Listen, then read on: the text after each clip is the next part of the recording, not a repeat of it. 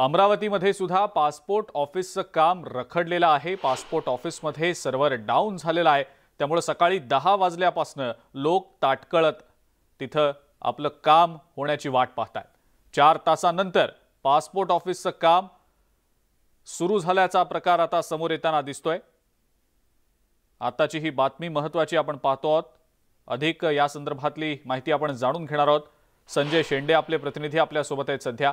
संजय, काय नेमका हा सगळा प्रकार आहे, सविस्तर काय सांगता येईल त्याबद्दल? अजिंक्य, अमरावती जिल्ह्यातलं जे पासपोर्ट कार्यालय आहे ते पोस्ट ऑफिसच्या कार्यालयाच्या आवारात आहे आणि आज सकाळी 10 वाजतापासून तर तब्बल आता 2:30 वाजेपर्यंत त्या पासपोर्ट कार्यालयाची जे सर्व्हर डाऊन होतं। त्यामुळे अमरावतीच्या पासपोर्ट ऑफिसमध्ये पासपोर्ट रिन्युअल करण्यासाठी असेल किंवा नवीन पासपोर्ट काढण्यासाठी जे लोक आले होते, जे नागरिक आले होते, त्या नागरिकांना तब्बल 10 वाजतापासून तर 2:30 वाजेपर्यंत आणि अनेक नागरिक असे आहेत की जे धारणीपासून आले, कोणी धामणगाव पासून आलं, तर ते सकाळी 9 वाजतापासून या कार्यालयात होते। मात्र कार्यालयाकडून जर आगाऊ सूचना जर देण्यात आली असती की पासपोर्टचं हे जे सर्व्हर डाऊन आहे त्यामुळे काही लोक कदाचित घरी थांबले असते किंवा उशिरा आले असते, मात्र अशा प्रकारचं कुठलीही सूचना दिली नव्हती।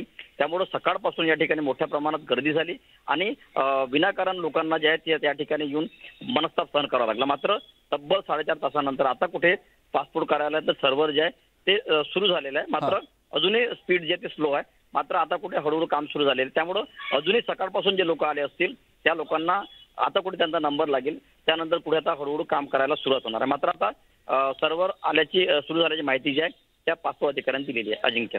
बरं संजय, धन्यवाद, सविस्तर माहिती आपण दिली त्याबद्दल।